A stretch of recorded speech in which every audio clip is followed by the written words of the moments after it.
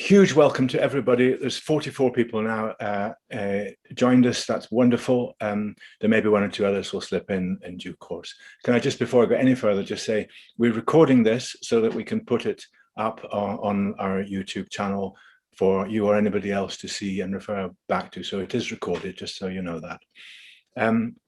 My name's Andrew Thinn. I'm the chairman of the Scottish Land Commission. I'm speaking to you from Inverness, where I'm afraid it's now raining, although it was a lovely day earlier, but that's life. And before I go any further, I'd like to just introduce, or let them introduce themselves, the other three people who are on the panel, if I can call us that. So, David, would you like to introduce yourself first, please? Thanks, Andrew. I'm David Adams. I'm speaking tonight from the Scottish Borders. My background is as an academic with long-standing research issues in land and property, previously at the University of Glasgow, but now retired from that post. Thank you. David, thanks very much. Jennifer Elliott is putting on the chat, should I be hearing Andrew? So the answer is yes. So I'll leave that with you, Jess or Sarah. Behind the scenes, I should say, we've got two people trying to make sure the technology works well. In the meantime, I'm going to pass to you, Megan. Megan, would you like to introduce yourself, please? Hi, good evening, everyone. My name is Megan McInnes. I'm one of the 6 Scottish Land Commissioners, and I'm joining you all from up in Applecross, up in the Northwest Highlands this evening. Thank you. Brilliant, Megan. Thank you. It's probably raining there too. I see someone's put up it's raining in Kirkcaldy, so there we go. Hamish, is it raining with you? Over to you to introduce yourself. Hello everyone, I'm Hamish Trench, the Chief Executive of the Land Commission. I'm sitting in Granton-on-Spey tonight. I'm afraid it's not sunny either. So very good to join you tonight. Great. So Hamish, thanks very much. So we since the Land Commission started end of 2016, early 17, it's been one of our signatures, if you like, that we hold public meetings every month around the country. And obviously we can't do that during the pandemic. So we've with huge help from Jess and Sarah, who are behind the scenes here and do a brilliant job for us, we've taken to holding public meetings on the web, and this is one of them. And we're still learning, so please be patient with us. We're still learning. I'll explain more about the format later on, but I just want to emphasize the purpose. The purpose of these public meetings is for us to hear from you, from people all over Scotland, and previously we were in village halls all over the place. Now we're trying to do this on a regional basis. We need to hear from you. What do you think about what we're doing? What do you think we should be doing? What are we getting right? What are we getting wrong? And all sorts of other issues. Inevitably, these discussions launch into all sorts of things that are not strictly our remit. So I will try and pull it back to that. But we do want the whole point of this is to have a conversation with you.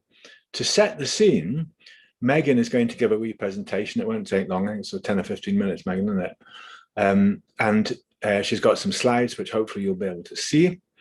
So she'll give a wee presentation, which will just give you a very rapid sketch of what we're up to, what we've been up to, what we are up to, and to some extent, what we hope to be up to over the next wee while. But what we will be up to over the next few years depends on what you say in these public meetings. It's a moving feast. We'll then go into discussion. We'll have plenty of time, probably an hour and a bit. I will finish the thing by 8:30 because I promised I would, and people have got other things to do, I'm sure, so I will finish by 8:30. We'll use the chat function, and I will explain that a little bit further when Megan has finished. But I think other than that, I'm going to hand over to you, Megan, if I may, to set the scene for us all, please. Thank you, Andrew. Yes, it's great to be here with you all in Fife, even if it is remotely for the moment. I'm going to give about 15 minutes presentation, just giving an overview of who the Scottish Land Commission are and what we're up to at the moment. So we have been tasked with driving forward land reform. But, well, what is land reform and why is it important anyway? So I like to start talking about this using some specific examples. I want you to imagine that the derelict house in the top picture is on a small island, which is entirely owned by one family who live far away and maybe visit only once or twice a year. The residents on this island have some major problems with how the land is being managed on the island. Local families have had to move away because they can't access affordable housing. Local businesses are not able to develop because they can't get access to land. The hotel, for example, finds it very hard to hire staff in the summer because they struggle to find accommodation. And the infrastructure and buildings in the tenanted farms are also falling into disrepair. Now, the residents on the island have come together a number of times to try and speak to the factor, speak to the landowner, to try and resolve these problems, but unfortunately there hasn't been any change so far. The bottom photo is what's known as the old Tesco site, which is right in the centre of Forres. You can actually see the high street at the very top of the photo there.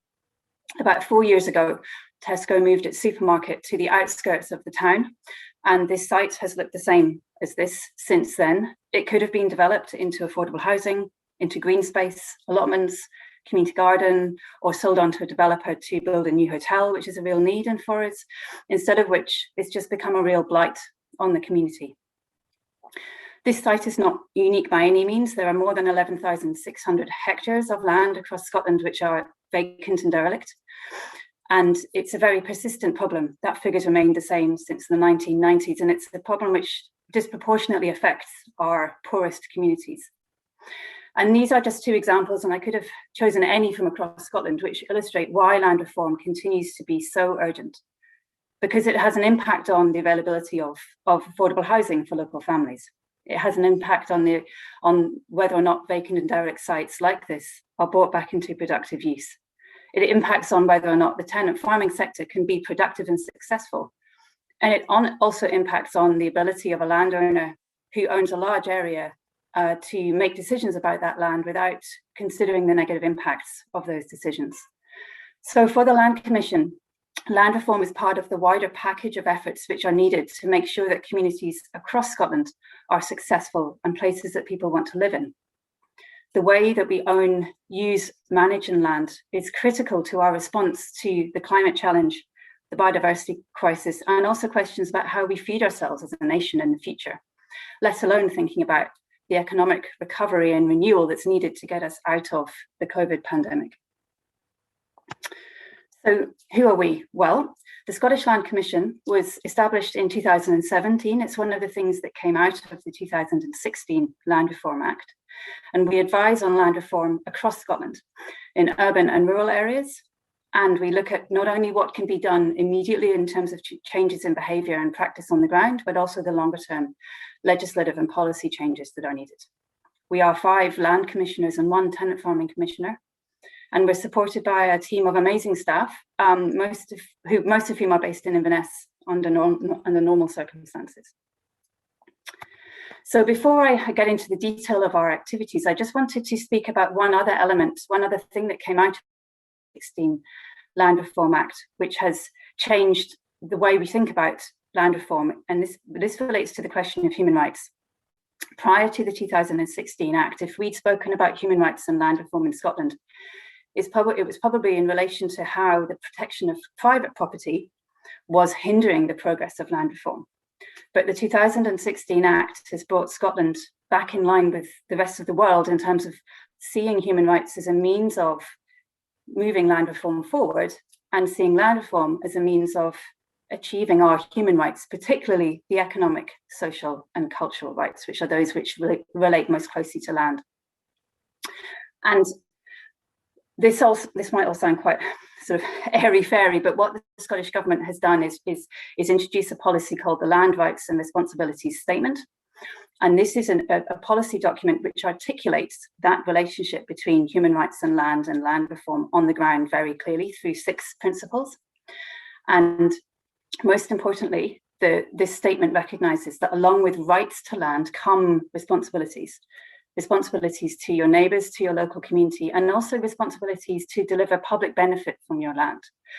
And as we see increasing pressure on all of our land across Scotland in order to meet these multiple challenges we're currently facing, it's really important that every single piece of land in Scotland is delivering greater public benefit.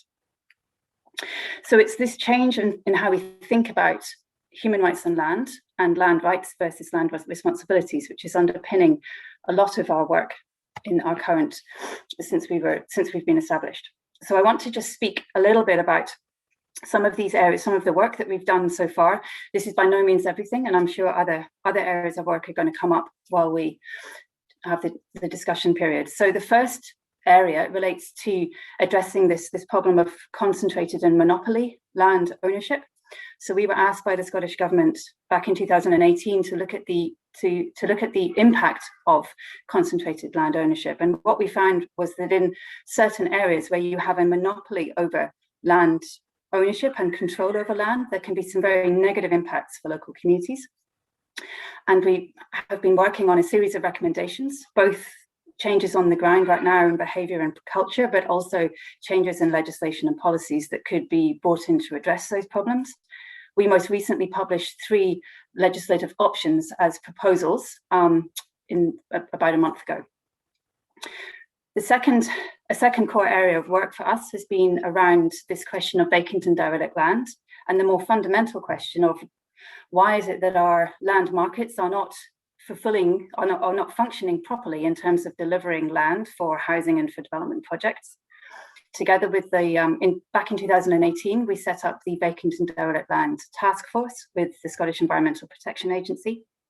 And this has focused on a number of different areas of research and recommendations to tackle this particular problem of vacant and derelict land.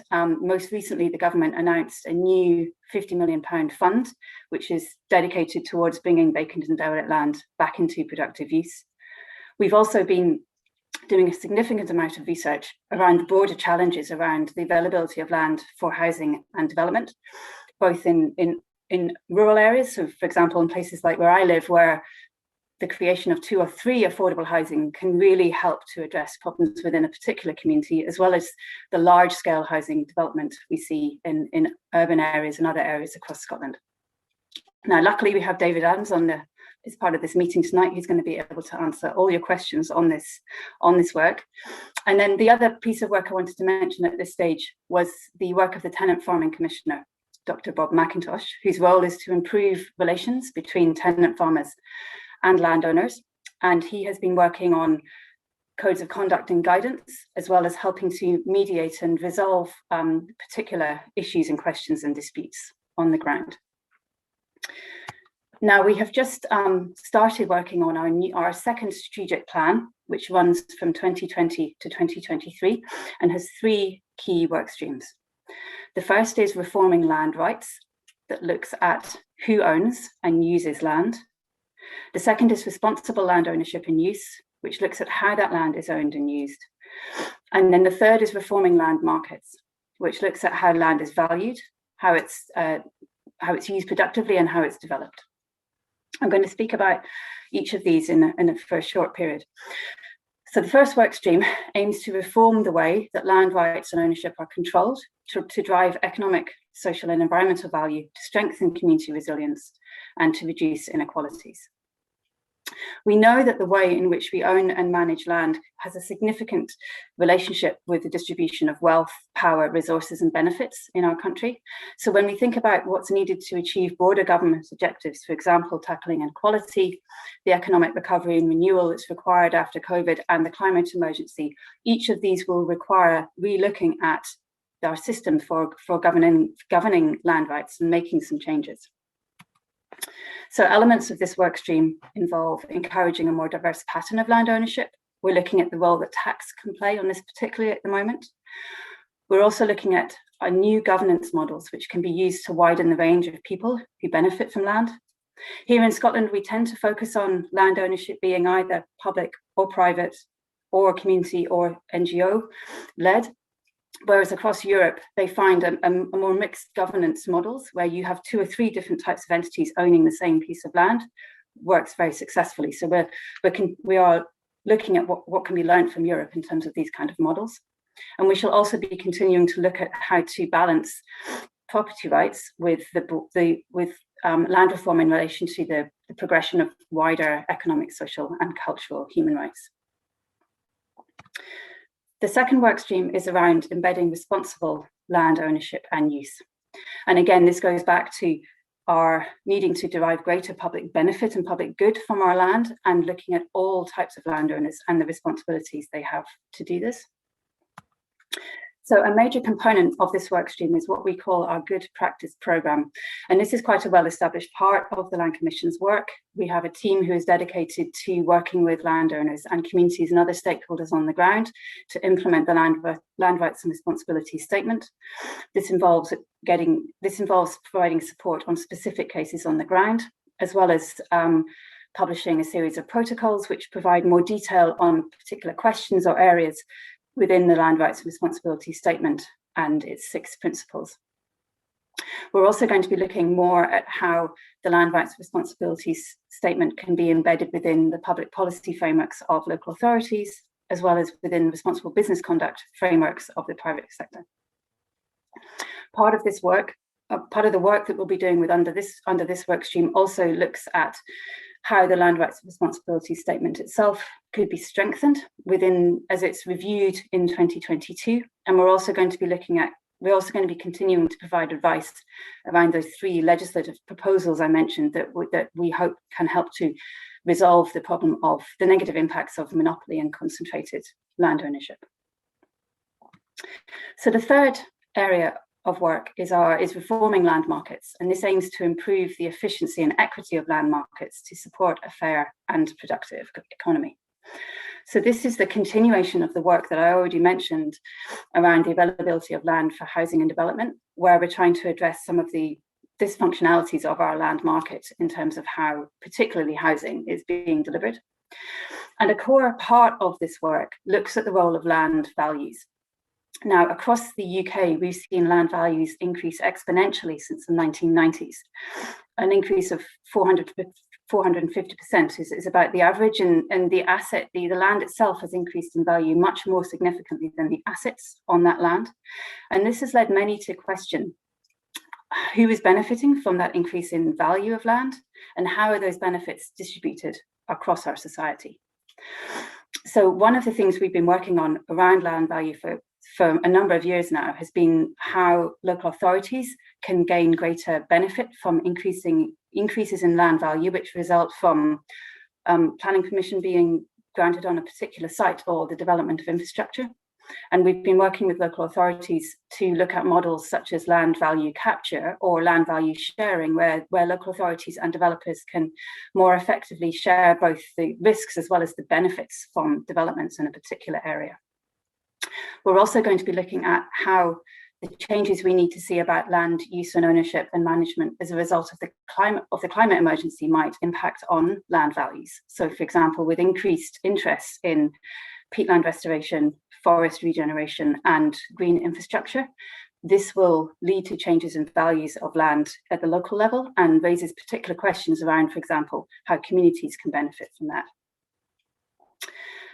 We're also, a core part of looking at land values and broader land markets is the role of the tax and the fiscal frameworks.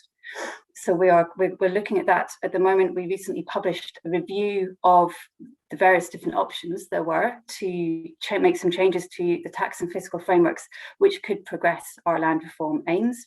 And we've recently established an expert advisory group who's helping to advise this work over the longer period.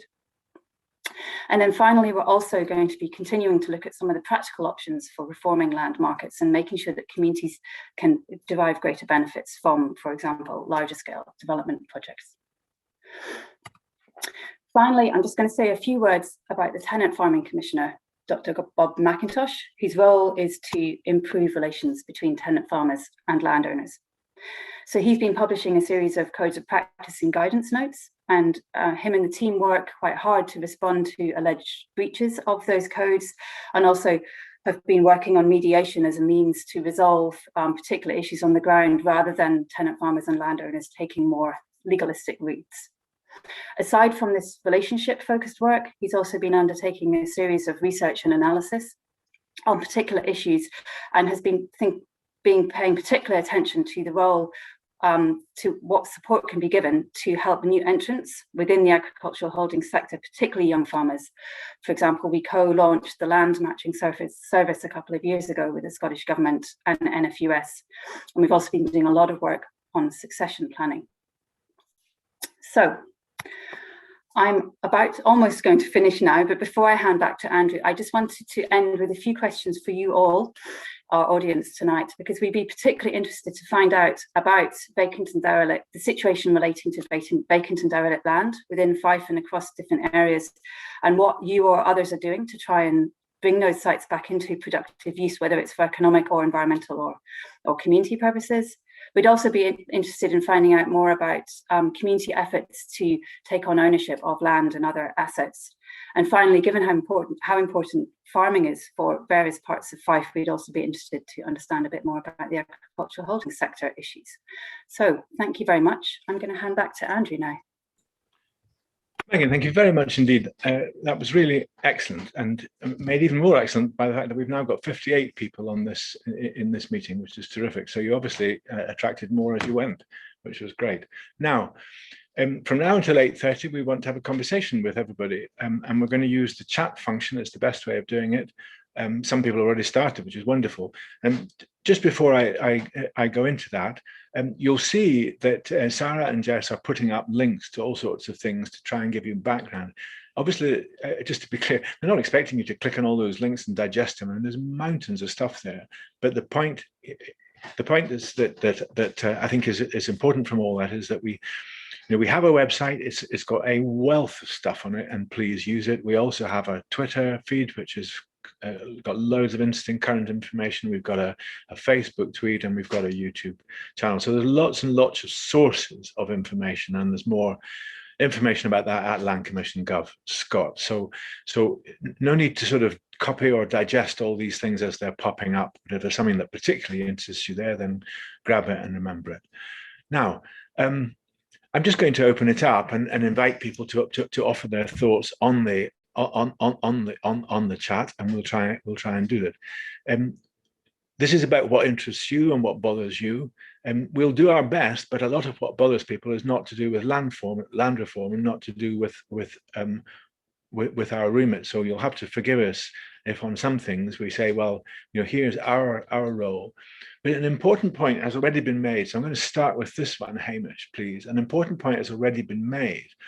There's a lot of things going on in terms of policy development. This was Michael Farrell. Michael, thanks. A lot of things going on around policy development that relate to land and land use and land reform. Only some of which, of course, relate to our area of work. A lot of it's Scottish Government, a lot of it's Forestry Commission, or Forest Land Scotland rather, or Scotland Nature Scot, or all these other bodies. So Hamish, can you just talk to that theme about how do we pull all this together? Because you are a bit of the sort of, I mean, to some extent, you're in the middle of the web. So go for it.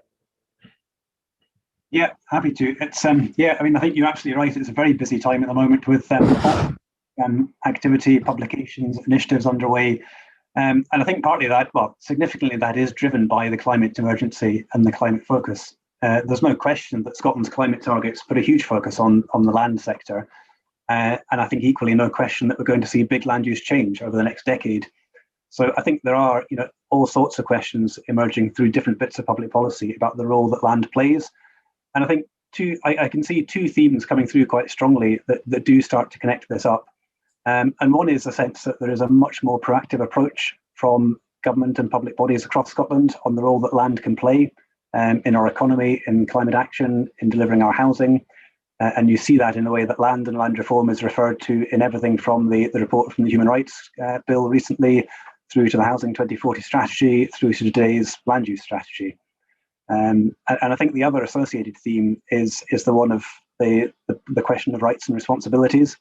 And the sense that there really is a clear public focus on the public interest in land, and getting the balance of rights and responsibilities, right to make sure that we're really delivering that public interest.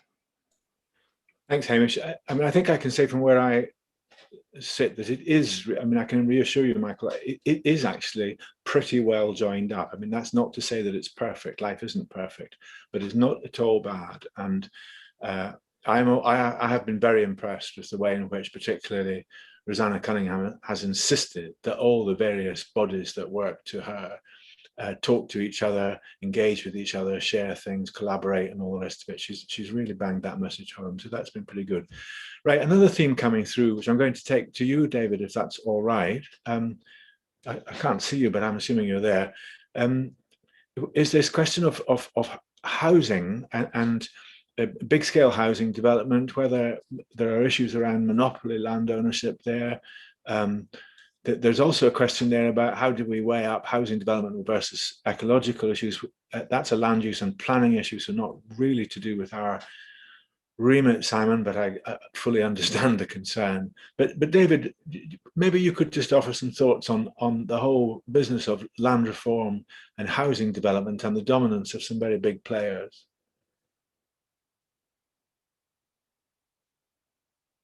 Well, I can't see you, yeah, David. Are you okay now? Can you see me now? I can't see you, but I can hear you, and that's all I need. Go for it. Right, I should be on. Yeah, thanks. I think there's a lot of talk about housing markets and housing prices and thinking that's where all the action happens. Actually, what happens with new housing is very largely determined by what happens in the land market. Who's buying and selling, what prices does land exchange at, who perhaps doesn't get access to land to build on. So I think what we're in the process of working through all those issues, and our intention is to publish some fairly clear recommendations to Scottish Government after the election, to the new Scottish Government, on what can be done to improve the operation of housing land markets. And I think what we need to do there is to ensure that many more people have the chance to access land, many more different types of housing producers can access land, and perhaps we can become less reliant on the very top national house builders who tend to deliver the vast majority of homes in Scotland, primarily because they tend to acquire the vast majority of available land for housing in Scotland. I think there is a connection to the ecological positives, which is Simon's question, and that actually relates to our work on vacant and derelict land, which we put an awful lot of effort in and got a huge amount of traction, support right across the stakeholders, and now commitment from the Scottish Government to an investment fund that was launched yesterday to support £50 million worth of new schemes on vacant and derelict land. And I think what we have to do is, in the next decade, to build a much higher proportion of land on the kind of sites that Megan showed in her picture in Forest, the redundant Tesco site, where actually there is ecological positives, although potentially from building houses there rather than on green fields. So to swing that balance is quite important.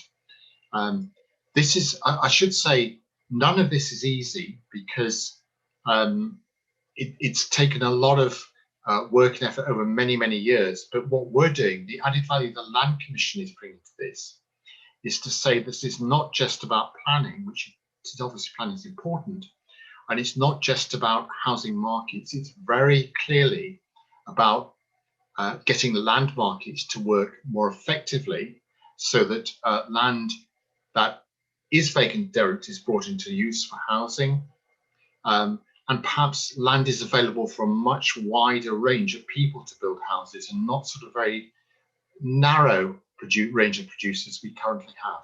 Thank you. David, thank you. And thanks for everybody. There's loads of comments on the chat, which is absolutely wonderful. You're giving me all sorts of themes here. So I'm going to group the various comments because it's too difficult to do them one at a time. I'll get left behind too much. There's a theme there about the community right to buy for sustainable development. And there's also a theme there about which I think I can summarize as being essentially about community engagement by landowners in land use decision making. So let's take the second of those first and go to Megan. So Megan, the whole business of, there's a frustration that in many parts of Scotland, I've heard this in many public meetings, that landowners don't engage with local people in their land use decision making decisions, and you've experienced that at home.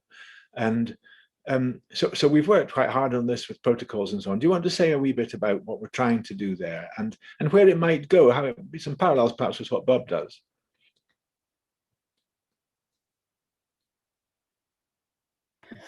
Thanks, Andrew. Yes.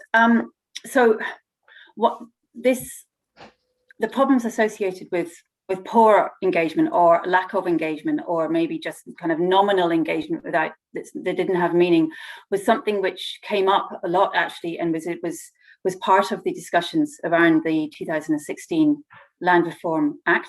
And as a result, one of the things that came out of that act was government guidance on community engagement in land use decision making. And then I mentioned the protocols that came out of that we've been publishing as part of the Good Practice programme. The first protocol we published was on community engagement. And this was attempting to provide even further detail than the government guidance gave on how to engage with communities on both a long-term process as well as on very short-term questions, and how to provide, and that protocol and the guidance tries to give further hints and tips and some frameworks for landowners to think about who they should be engaging with, thinking about how that engagement should be happening, when it should be happening, to what extent, and ultimately helping landowners understand that community engagement isn't something which simply benefits the community. It should ultimately benefit the landowner in terms of being able to get broader perspective and input and into the way in which a piece of land is particularly managed. So our Good Practice Programme team is available for landowners or communities to come for advice. You can have a look on our website and get in contact if you'd like to either see copies of the protocol or speak to our team members in terms of if there are particular problems on the ground in relation to community engagement. They are very much happy to help. Thanks. Megan, thanks very much. Interesting point made by Vicky. Local community engagement is driven by a cap. Well, it shouldn't be. So please do look at the protocols. There is a parallel I just wanted to emphasise, that under the 2016 legislation, the Tenant Farming Commissioner has produced codes of practice which have a little bit more formal sort of weight than the protocols. And it's possible that government will decide to give these protocols more formal weight in the future. But at the moment, they're there. And to be fair, I think when landowners are asked to read them and engage and do things properly, most do. And we've had some very good examples, I think, of that. So please do try it. Now, I want to, because the chat's moving so fast, I want to try and move on and do another grouping, which is on the community right to buy for sustainable development. There are one or two questions about that. David, could I just turn to you for some thoughts on how that's beginning to take shape and work, and where you think it might go? Because I think maybe some people had possibly unrealistic or more optimistic expectations on it than is happening. But you help us with that, David, please. So the original community right to buy, which goes back to 2003 for rural areas and 2015-16 for urban areas, is very much a voluntary right to buy. What it basically meant is communities had a right to register an interest if landowners wanted to sell. And that has been the key right to buy so far. 2015-16 new provisions were introduced into legislation, one for land that is abandoned, neglected, or in a detrimental condition, and secondly, in furtherance of sustainable development. Both of these are equivalent to compulsory purchase. In other words, they open up the possibility that if a community makes a strong enough case, the landowners can be forced to sell. I think what's coming through from early experience on this is the very strict tests that government apply on any compulsory purchase initiative across Scotland, which would normally be undertaken by public authorities, is going to apply to communities, even though that's perhaps not as clear in the legislation or the guidance as it should be. So I think in one sense, they could be a game changer, but in another sense, communities are going to have an extremely strong case and probably need to liaise very closely with the community land team in the Scottish Government before they put in any application to get some very clear advice on how they stand. And the reason for that is there is an awful lot of work before you get to that position, and maybe negotiations with the landowner might be the best way forward, at least in the first instance, rather than necessarily pursuing a compulsory purchase, which I think the Scottish Government see very much as a last resort. So I think in summary, Andrew, perhaps some of the hype around these new powers at the time they were passed through Parliament has it's now much more grounded in reality of what is and is not likely to be possible. And communities should be quite careful, I think, and seek detailed advice before they pursue these compulsory rights to buy.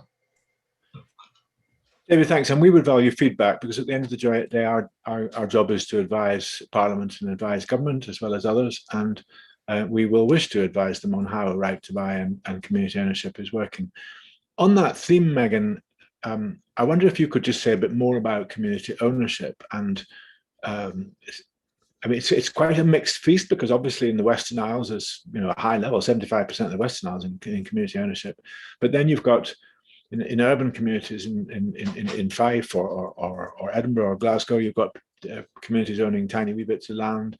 But no less important for that, and there are thousands of community owners now.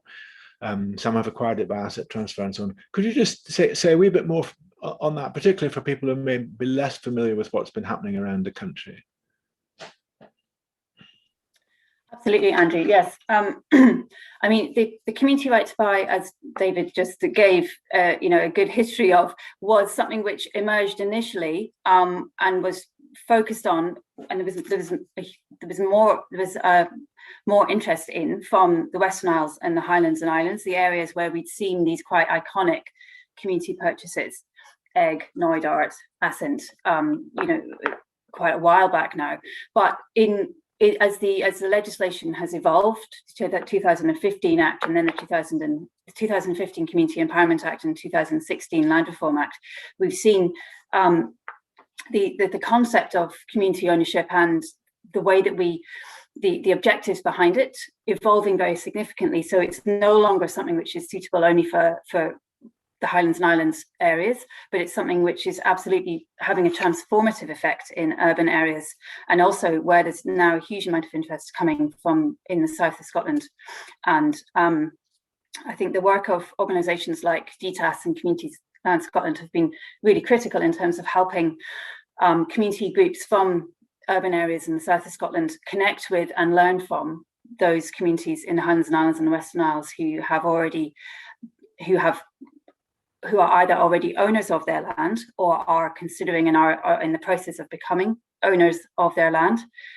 Speaking for my own community, we've just become owners of 2 large areas, one community woodland, and we're just in the final stages of becoming owners of a field which is going to be transformed into affordable housing, which is desperately needed in our remote and very fragile community. But this is the outcome of probably 10 years of negotiation with the landowner. So it is a very significant piece of, it is a significant thing to undertake as a community.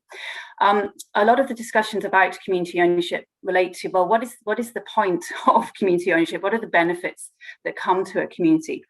And it's not simply about the size of land that's taken on, nor is it about the land itself. And what's interesting in urban areas is that very much it's not just about land, it's about taking on ownership of a particular asset, a derelict building, or a piece of brownfield site which can be transformed into something very positive and productive for economic, environmental and social purposes.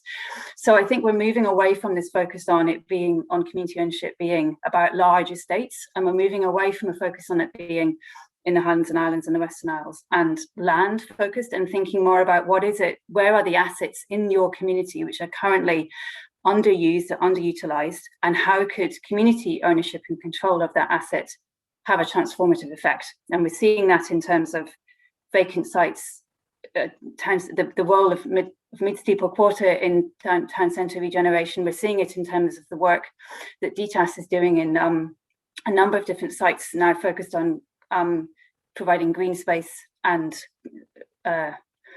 growing communities, thinking about food security, thinking about green space, thinking about a whole range of different issues which have come up since the COVID pandemic. So for any organisations who are keen to get involved in this, we have a huge amount of resources on our website, but there's organisations like Community Land Scotland and DTAS, the South of Scotland Enterprise Agency, and the Scottish Government itself, their own policy team, who have a lot of resources about the various different benefits, the ways in which community ownership can be done, whether you're buying it from a private landowner or whether you're going through an asset transfer from a public body or a local authority. But it's definitely something that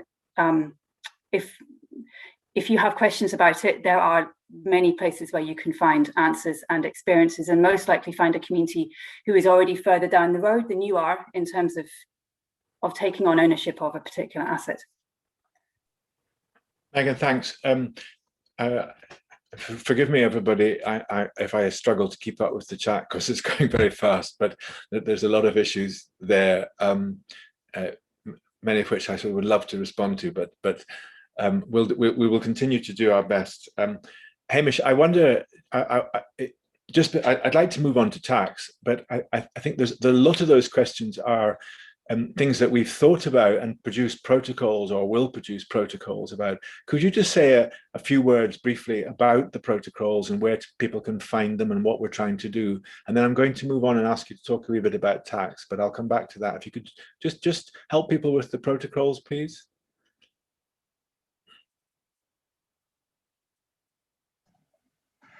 Yeah, so on our website, and the team will put the link back up again for you just now, but on our website, you'll find a section on good practice, which sets out the series of protocols, land rights and responsibilities protocols.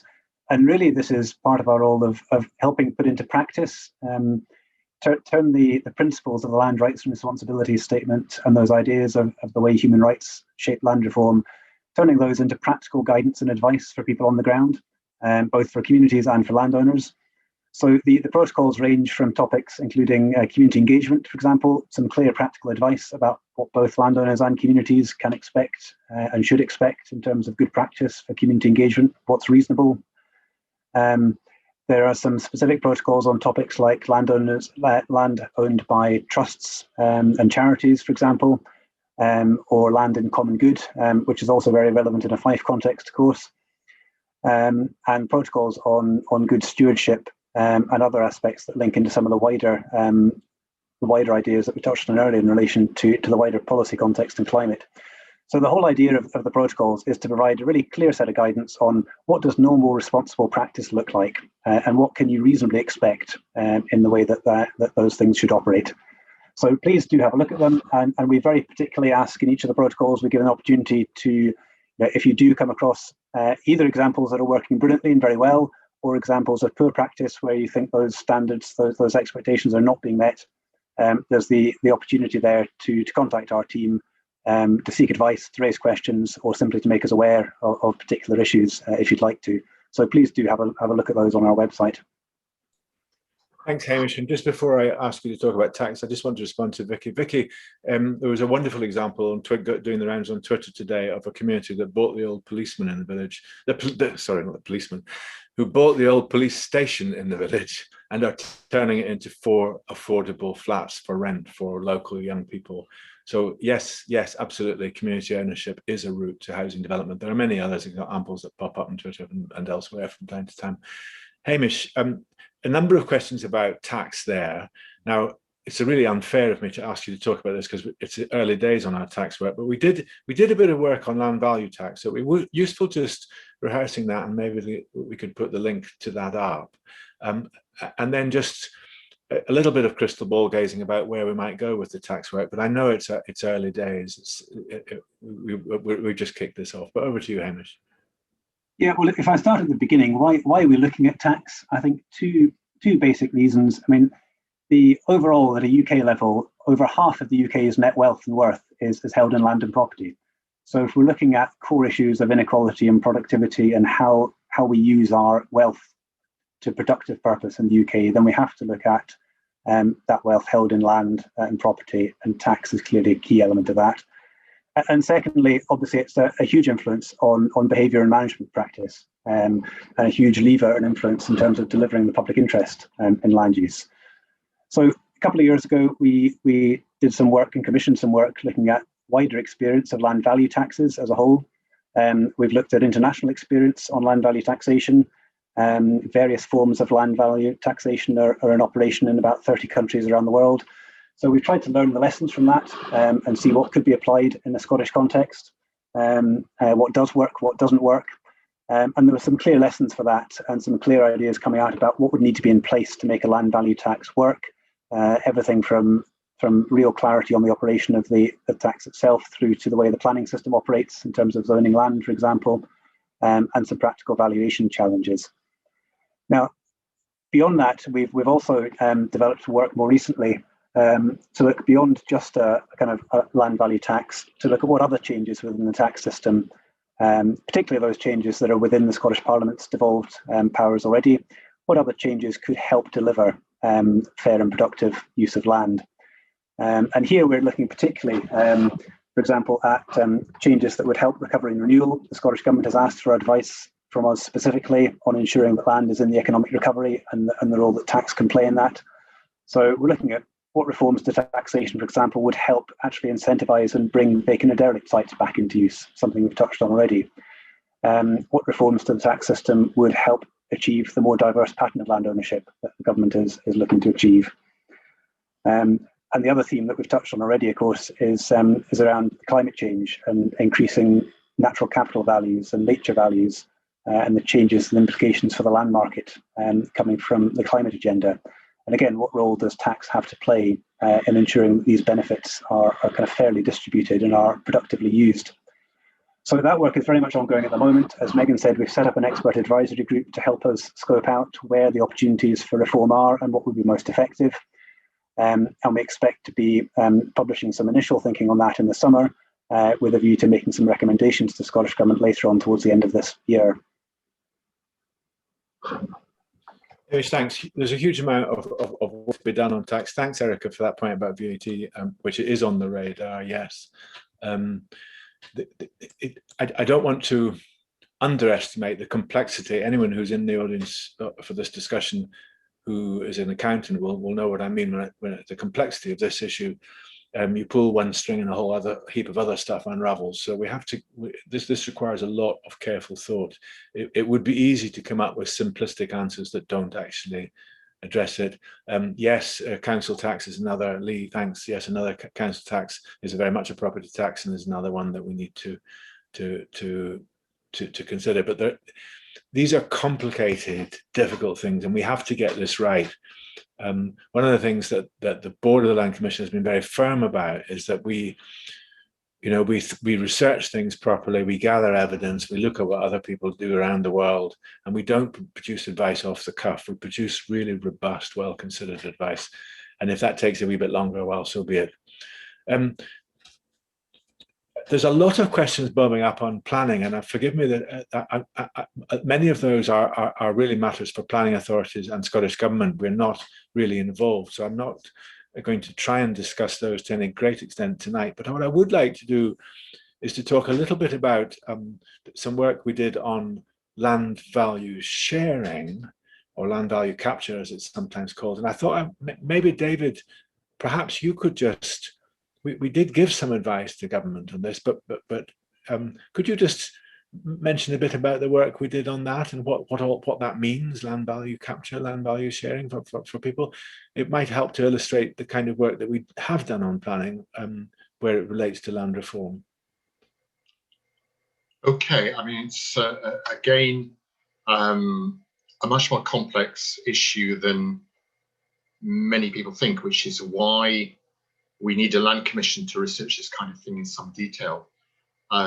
So it revolves around the uplift in value between what you would pay for a hectare agricultural land and what you would pay for a hectare of land on which building is allowed, which is enormously much more expensive. I mean, it could be 100, 200 times.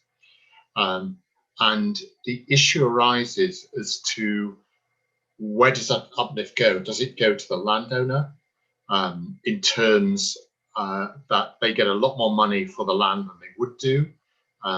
Does it go to the developer who pays the landowner not a lot but swallows the profit? Or how much of it can be used to provide what we might call community benefits in terms of making sure that all the infrastructure for new development, roads, sewers, but also hospitals, schools, and so on and so forth, is made available.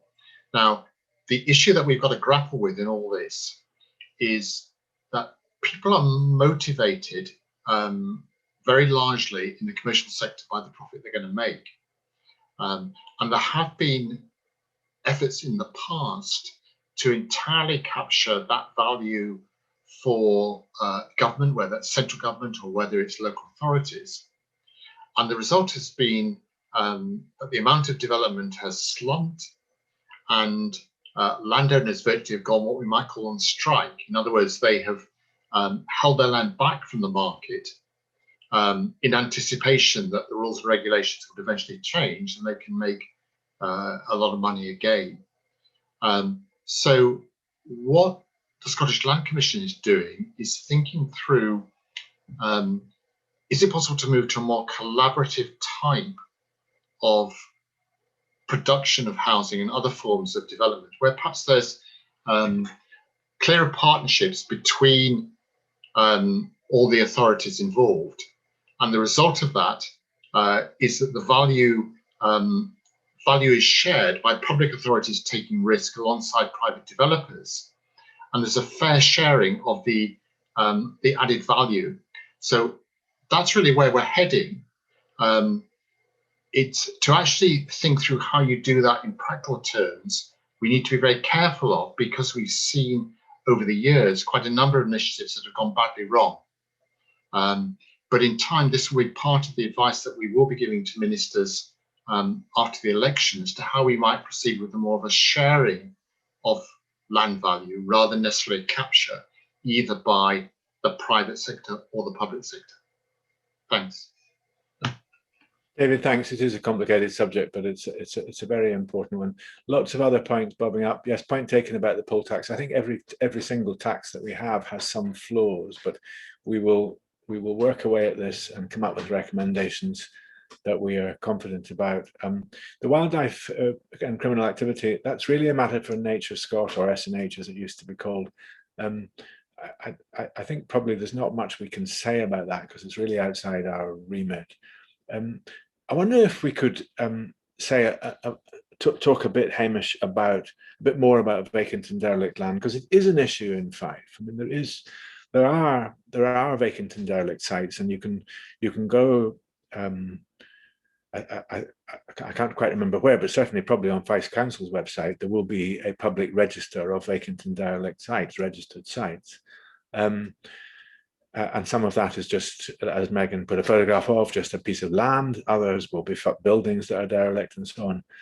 There is, partly in response to our work, in fact, largely in response to our work, a £50 million fund just been announced to try and help deal with some of that. And one of the undoubted mechanisms is for communities to organise themselves and take ownership of sites and do something with them, which could be for amenity, it could be for recreation, it could be for housing. There's all sorts of things that could be done.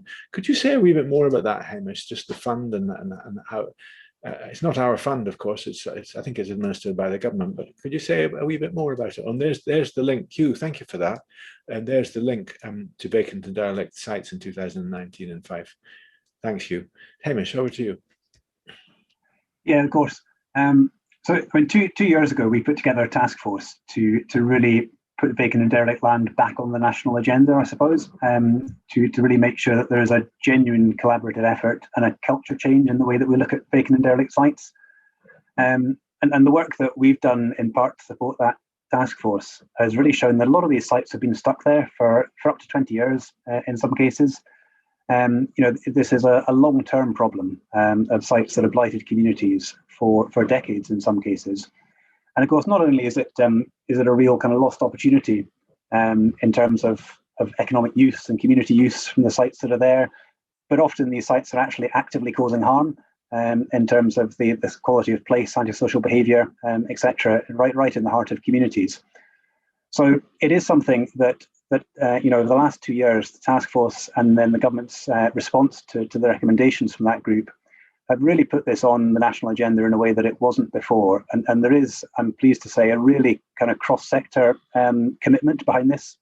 So government's committed to it, private sector, business sector, community sector, the third sector, NGOs have come together through this to really kind of take a change in culture and make sure that there's a much more active approach to bringing these sites back into use. So two things I can point to, I suppose. For our part, we're working with DTAS, the Development Trust Association of Scotland. We're supporting a project over the current 2 years to really pilot and support community-led regeneration. So Carleen Doherty at DTAS is working with a number of communities to really explore in some detail what is required to get that up and running and be able to scale that up and help communities bring sites back into use directly.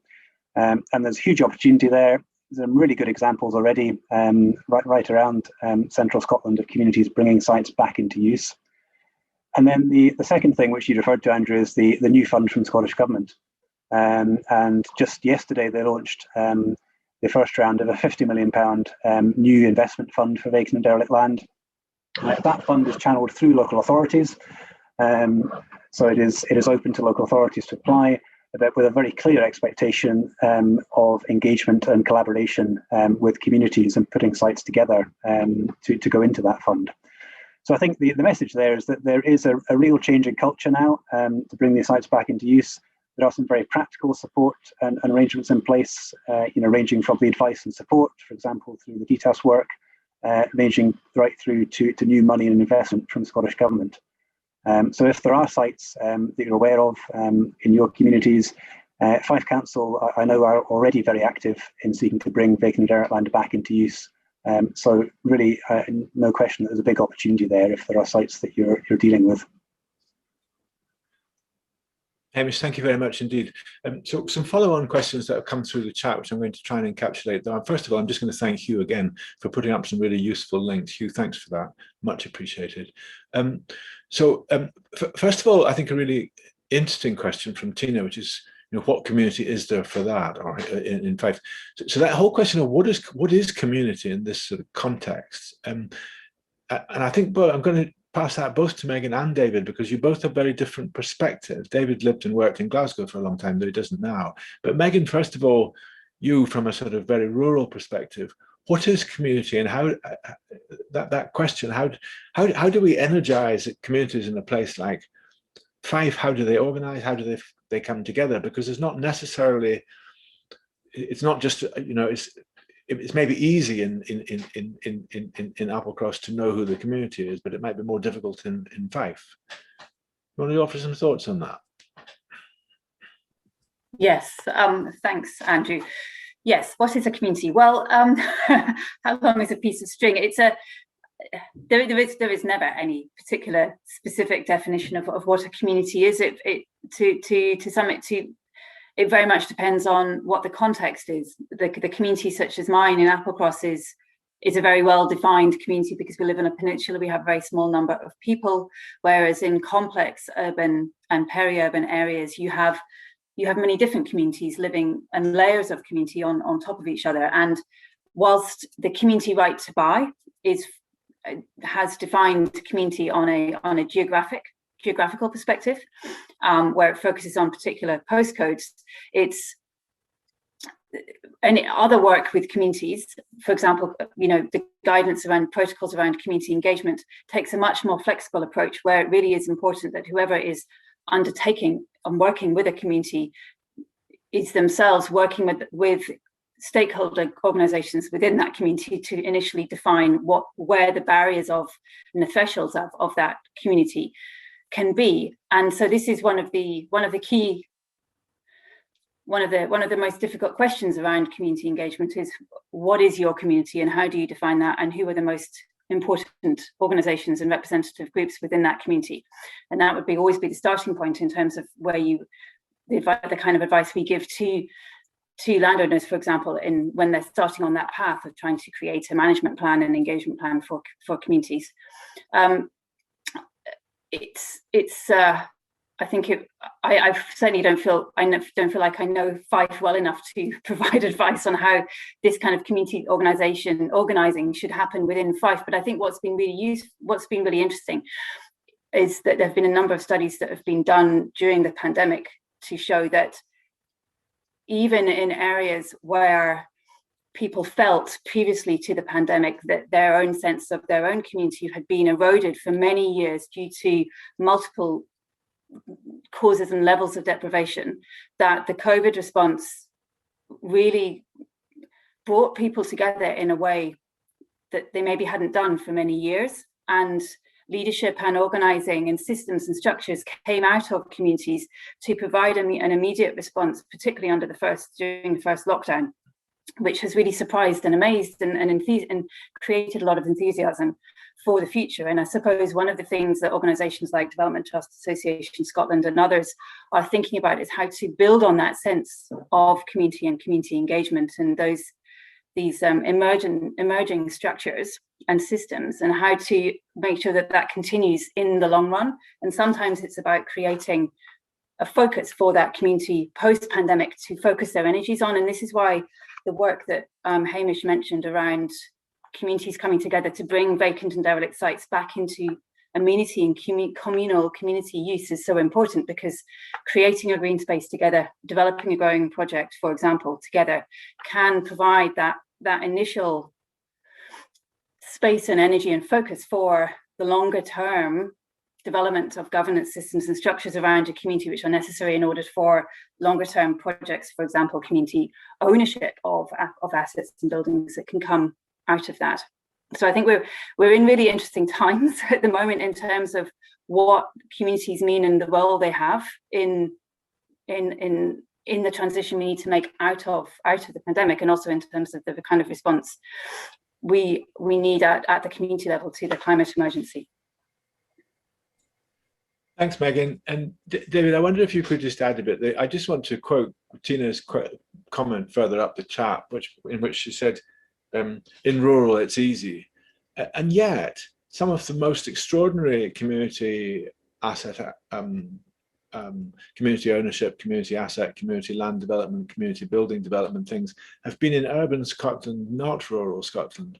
It's a perception that it's easier in rural Scotland. But I wonder if, I don't think that's been true in your experience, David, has it? But over to you to speak for yourself. I think in land reform terms, a community is a group of people with a shared interest who come together, and that can be in rural Scotland. Maybe the people are more visible, or as you say, quite prominently in recent years in urban Scotland. Community in land reform terms is different from a formal government organisation, be that a community council or be that a local authority. And I guess from my experience, it's a bit like an onion, that you have sort of different layers. You have generally a fairly small group of people who are at the centre, but the effectiveness of any community organisation is the number of people that are at the different layers of commitment going to the outside. And what in land reform terms, community is actually quite closely defined by legislation. But key things are around the democratic nature of decision making. So it's not just people getting up and claiming to speak for a much wider group of people without any constitutional mechanism to enable them to do so. And it's also about accountability, so that you do have proper procedures to make sure that things are done correctly if you are going to take on assets ownership, whether that's through the community right to buy or whether it's voluntarily. So I think from that, it's a bit of a moving feast, but from what I've tried to indicate, in fact, you could have all those criteria met in urban areas. The issue you probably have is how do you operate to bring people together within a very large urban area, whereas in rural areas, it might be that the public face of the community is much more visible. But actually, in terms of the actions that can be taken, there is no difference. David, thanks. So, sorry, Andrew. Yes, Megan, please go. Sorry, can I just come back in again? I can't actually see the chat box when my share screen functions. So I didn't actually, I just wanted to respond to this point from Tina about rural communities being easier, because I think they may be easier in one way, in terms of that, you know, it's easier to define the boundaries of your community. But when you have a population of 150 adults in total who are trying to fulfill all the different voluntary organizations, then although the geographical boundary of your community might be easy to define, in fact, the resources and capacity and competencies within your community that you are drawing on in order to organize and do things is much, much smaller. And that's in that way, I think actually urban and more populated areas are easy. It could be seen as being easier because you have a larger pool of resources to draw on. I think what is recognized as the thing that's needed to kickstart communities and community organizing is a focal point, an issue.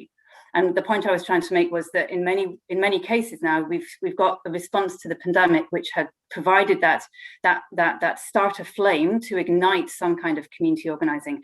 And it's about capturing that and building on it that's going to be the key thing now in terms of maintaining that community effort and building on it and doing more with it and doing some longer term planning from it. Thanks. Thanks, Megan. And the reality is that everyone's experience is different, places are different, communities are different. Tina's obviously found a particular set of experiences, Megan's had different experiences, and so on and so forth. But I think the message, I think we should move on from community ownership perhaps to some other things, but I do emphasize that our experience as an organization of community ownership is that it can be very powerful. It is a growing thing in Scotland. As the chat has shown, loads of really great examples around the place now, all over the country, doing all sorts of extraordinary different things, and some pretty good support from the Development Trust Association for Scotland. That's what DTAS stands for. Community Land Scotland, the Scottish Land Fund, and various other places. So, and there's information about this on our website and elsewhere.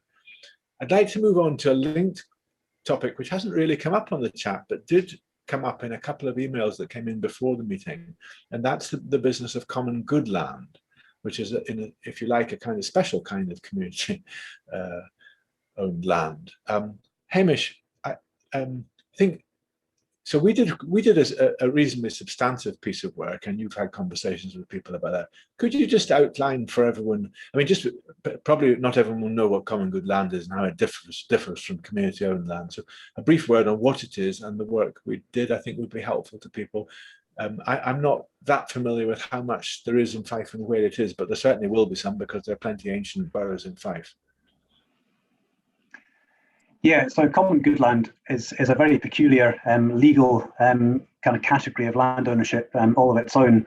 And curiously, the kind of the governance of common good dates right back to a 1491 Act, which is actually still the legal reference point for the way that common good operates. So a really kind of ancient form of land ownership in Scotland, very much connected to the kind of the old royal boroughs, and it has evolved from what was genuinely kind of common land, and over the years, particularly about 30 years ago or so, that land was, and the functions and responsibility for that was transferred essentially to local authorities, but acting on behalf of the common good. So the ownership isn't taken into local authority kind of ownership along with other assets. It's still held very much as a common good asset with its own legal framework. So the work that we've been doing, and government asked us to look at essentially whether there's ways that we can improve collectively the community benefit from common good assets. I think government became aware that in many parts of the country, common good assets have perhaps been a little dormant. Is there enough active focus, really proactive use of common good and maximising the community benefit from what actually is Scotland's oldest form of community land ownership, essentially? So we did publish a report. Again, you'll be able to find it on our website, and I'm sure we'll be able to put the link up there on ways that we could now look at improving community benefit from common good, right the way through from improving engagement, community engagement, through to the question of whether actually it's time for new legislation or new governance models that bring common good more up to date and perhaps more into line with what our expectations now are of community ownership and community benefit. So those questions are still outstanding, and I think government will no doubt want to come back to that at some point in terms of future legislation. And then the final thing, the other aspect that I'll just flag up, quite apart from whether legislation changes, we've also published a protocol on good practice, which is really about setting out some clear expectations for the kind of community engagement that is expected, the kind of proactive approach to making the most of these assets within their current form of ownership that is expected. Local authorities have a legal obligation to have a common good asset register, so you should be able to find out about the ownership transparently through that. And increasingly there's an expectation in line with every other form of ownership that communities should be well engaged in looking at the opportunities for making better use of these land and assets. And I can see the links coming up there in the chat that will give you a bit more information on that. Hamish, thanks. Now, Jim Brown, who sent in one of the original questions, I now see is in the meeting. That's wonderful, Jim. I wasn't clear from when we got your question that I thought that was because you weren't coming. That's wonderful. So Jim's follow-on and linked to this is this question of what happens when where there's a piece of land that cannot be determined, and there actually is there was a very good example of that in Inverness, not far from where I live recently, where we were involved, and we've turned it into a case study. So I'm sure I'm going to come back to you, Hamish, but could you just say just a little bit about that? And we'll find a case study for you, Jim. It's a slightly complicated, peculiar process involving the Queen's something or other. I can't remember the details, but maybe Hamish could help us a wee bit if you can remember it, Hamish. Yeah, so to try and respond to Jim's question, I think fundamentally, to make use of the community rights to buy, yes, you do need to be able to identify the landowner, and it's really not possible to be able to take forward those legislative routes without knowing who the landowner is. Now, sometimes that can be difficult, but of course that's different to there actually being no owner at all. There are some rare cases in Scotland where land is genuinely legally ownerless, and in those cases there is something called the QLTR, the Queen's Lands Remembrancer, I think, that takes the legal form of ownership on behalf of the Crown. And the case study that's come up in the chat there, Cultotha Woods in Inverness, is an example where the community have ultimately taken control and ownership of a bit of ground that was genuinely ownerless. I have to say it is a very complex process, and that's what's really quite interesting about the case study.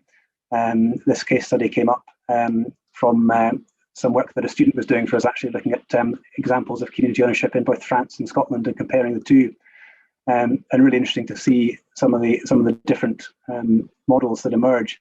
But this issue of ownerless land, there are some very clear legal processes to go through that ultimately do allow a local authority and or a community to take on that ownership where it is genuinely legally ownerless. I should say, just to clarify, common good land is completely different. Common good land does have an owner. It is, as I said, a legal form of ownership in itself that is administered by local authorities. Thanks, Hamish. Just so I see Vicky's saying QLTR question mark.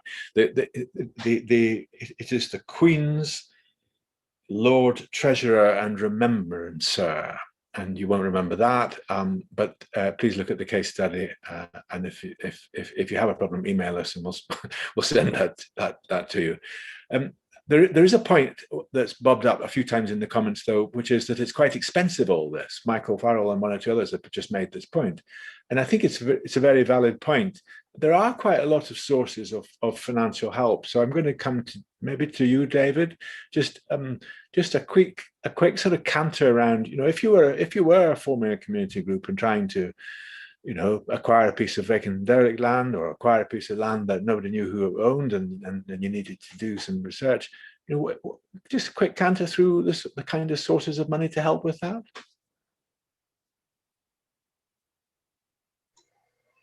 The Commission has actually published a guide to a wide range of sources of money. I'm sure that's going to go on the chat fairly shortly. I mean, the most important source has been the Scottish Land Fund, which has helped a huge number of communities with capital costs of purchase and with the associated legal costs and so on and so forth. There's also some money available directly from the Scottish Government if, for example, you have to have a local ballot. The other interesting thing is the way in which quite a number of communities have been very successful in securing money from trusts and other charitable funders, or securing money through crowdfunding or public appeals. So it tends to be the case that community purchase tends to draw on a wide range of funding, and actually goes only so fast as the money allows. Trustees then find themselves obviously in having to spend a lot of time making applications for money, some successful, some not successful. But that's sort of par for the course for any type of these type of organisations. So all I do is to point people to the guide that the Scottish Land Commission has produced on the different models through which community ownership can be funded, and I guess not to give up, to that the successful projects do show that money can be had through sheer persistence over a period of time. So I don't think the money is necessarily the main problem. If you have a good scheme and if it does get backing, I think there are all sorts of different ways in which individually funding can be secured. David, thank you. So there's information there on our website and from Community Land Scotland and others. It is astonishing what community groups have managed to finance. It continues to astonish me. Every day, if you follow Twitter, you'll see community groups bobbing up who've bought this, who've restored that, who've turned that from one thing to another, and they've got money from government, from charitable foundations, from individuals who simply wanted to support it, from community share issues, from community bond issues. It's extraordinary. And I don't think, certainly the limitation is not money, actually, it's the energy, capacity and imagination to raise it, I think. But it's very encouraging what's happened. Just before we move on, a brief word in response to there's a question, I can't find it now, about the land register. Thanks, whoever that was. Oh, here it is. Yeah, Ian. Ian, thanks. The current position on the land, maybe Megan, are you up to speed on this? What is the current position on the land register and people being able to access that? Could you just help Ian and anybody else? Sorry, because I can't see that comment. Is that a question about the new register on the owners, the transparency register, on the Register of Scotland land register? I think it's the Register of Scotland. I think yeah, the question is about publicly accessible register of land ownership, but there is a publicly accessible one. I just want, okay. But it's not up to date yet, I think is the position. But yeah, no, this is the new one. So yes, one of the things that the 2016 Act introduced was a public register of the owner of land to address this problem of sometimes communities not being able to find out who owns a piece of land, and there being not very much transparency over land ownership. So the government recently passed the secondary regulation, which creates this register, and that is up and running now. And so hopefully within the next 12 months or so, we should be able, it should be much easier for anybody to find out who owns a particular piece of land. And in conjunction with, for example, the register that Hamish already mentioned of common good land that local authorities are now required to keep, and the fact that any land which is owned by a company is registered in Companies House at the UK level. Together, these three different registers, although that is not necessarily as simple as it could be, but together with these three registers, we should significantly improve the transparency of land ownership, which is, to be honest, this is a question that comes up at almost every single public meeting on the webinars or online or in person that I think I've ever done as a land commissioner. So it does continue to be an issue of concern, but hopefully we'll see some improvements there now that the regulations have been completed and are in place. Thanks. Thanks, Megan. Michael's asking, and I, rather than type things, Michael's asking that, could you just repeat the date when the register is likely to be complete? I am afraid I can't remember off the top of my head. Right, Hamish, do you know? Let's see if Hamish knows. Hamish? The main land register is due to be complete by 2024. That's the government's aim, is to complete that for 2024. The new register that Megan mentioned of register of controlling interests comes into effect in a year's time. So that will be starting in a year's time. Thanks, Hamish. Now, I'm conscious that time's heading towards 8:30, and I did promise to wind up by then. We're having a tremendous gallop around all sorts of issues, and I think that exemplifies, just the nature of the Land Commission's work. I mean, it is diverse, it is complex, and it goes into all sorts of other things. I would like briefly to deal with the issue of access legislation, Hamish. Now, the government's main advisor on access legislation is not us, it's Scottish Natural Heritage, or Nature Scot as it's now called. On the whole, I think the feedback we've had from these public meetings is that broadly it's working okay, but there are lots of niggles still. Do you want to say anything briefly about access legislation, given that you talk to Nature Scot quite a lot, Hamish? Yes, and there's no question that it's come back to the fore over the last year, with an increase in people seeking access locally, particularly around major settlements, obviously. The value of simply being able to go for a walk near your house is enormous over the last year, the way we've all been living. And not surprisingly, more and more people are looking to enjoy local access and take walks perhaps where they haven't before. So I think it's not surprising that the issue of access rights and the balance of responsibilities has come back on the agenda over the last year, particularly in terms of responsible access. You're right, Andrew, Nature Scot are providing some really clear advice, both for communities and for landowners, on managing those issues. So certainly both Nature Scot and your local authority are the lead contact points for specific issues on that. I did spot there was a question further up the chain about if any of our protocols helped in relation to these issues and creation of paths. I think the answer is not directly, but again, in relation to the community engagement protocol, clearly does help provide some framework and some expectations around engagement on that issue, just as on any others. And the protocol on stewardship refers very specifically to provision of green space for community well-being. So there are some reference points in there that may help. But certainly Nature Scot and their guidance on current issues would be the best port of call. Thanks, Hamish. And another area where I'd like us just to quickly touch on, because I want people to be aware of what we're trying to do, is the scale and concentration work. I'm going to come to Megan. Megan, I'm going to have to ask you to be brief too, but we've done a lot of work. Scotland has an incredibly concentrated pattern of land ownership compared with most of Europe, and to some extent that applies in Fife, though obviously less so than in other parts of the country. It encapsulates the whole issue of absentee and foreign ownership as well, of course, which has been flagged up on the chat. But Megan, just briefly, the work we did there, and there were sort of 3 or 4 key recommendations which we've now made. Thanks, Andrew. Yes, so as I mentioned before, back in 2018, we were asked by the government to research the impact of scale and concentration of land ownership, and that research was published in 2018, and it made recommendations around changes that can be made immediately on the ground in terms of behaviour and cultural changes, and that's been carried forward within our good practice programme and the various different protocols which provide guidance for how landowners, regardless of the scale and concentration of their land holdings, should be implementing the land rights responsibility statement and the 6 principles and then our protocols there. So that's on the sort of non-legislative side of things. And then we've also been looking at some legislative tools which can help address particularly the situation of monopoly land ownership and monopoly of ownership and control around decision making, which was the situations where we found the most negative impacts.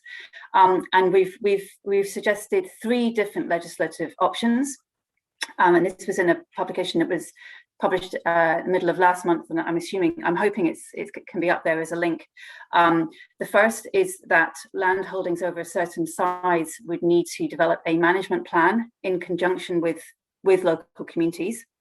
The second is that the land rights responsibility statement evolve into a land rights and responsibilities review, which is a sort of a review which can help review the situation where there is concern about existing negative impacts resulting from monopoly and concentrated land ownership.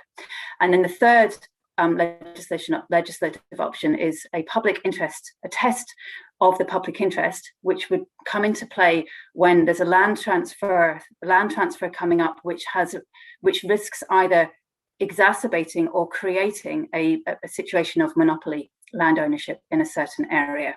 And in that case, the person who's going to buy the land is going to have to prove that there is a public benefit, that there will be a public benefit in them buying that land, despite it risking the creation of a monopoly. So these are the 3 legislative tools, and then the sort of non-legislative angles that we're looking at. And we very much expect this to be taken forward within the next Parliament following the election in May. Megan, thanks very much indeed. Now, look, we've just got about a minute left, and I'm absolutely bound to have offended somebody by not picking up their question, and I apologise if that's been the case. Please email us. One of the great things about public meetings in village halls is that we can then spend an hour or 2 chatting in the margins after the meeting, and you can ask me and tell me all the things that you wouldn't say in a public forum. So please feel free to email us, and if you do, and if you want to have a chat, I'm more than willing to phone people. So that's fine. We can take it forward. There is a vast amount of information on our website, really a vast amount. And if anyone suffers from insomnia, it's a treasure trove. But more importantly, it is actually really, really interesting. So please, look at that. You'd be astonished at just how much has already been achieved by Hamish and by the whole team. Land reform and the job that we've been given is absolutely huge. So we have to prioritize. We have to focus. We're a small outfit, but we are doing that. Not least because it is absolutely vital that the advice we give is really solid, really robust, and really evidence-based. And we try and do that. So we don't give advice off the cuff. We give advice after thorough research and thinking, and I hope you'll see that from the website. But the consequence of this work, and I think the cause of this work too, the driver for this work, is that there's a serious climate of change, a serious tide of change around land in Scotland now. And I think if you follow social media, if you follow the print media, and if you follow what government is saying, we are now in a period of accelerating and rapid change, land reform change in Scotland. So it's a very, very exciting time. So thank you all very, very much for your contributions. Thank you in particular to Hamish, to Megan, to David, and behind the scenes to Jess and Sarah for making this meeting work effectively. But above all, thank you all very, very much for joining us, for engaging so vigorously on the chat. I struggled to keep up with you, but I hope I reasonably did. And I will very much look forward and hope that the next public meeting in Fife is in a proper village hall where we can have a proper public meeting. So thank you again. I won't say safe journey home, but a safe journey to the kitchen for a cocoa or something stronger. Good night to you all. Thank you.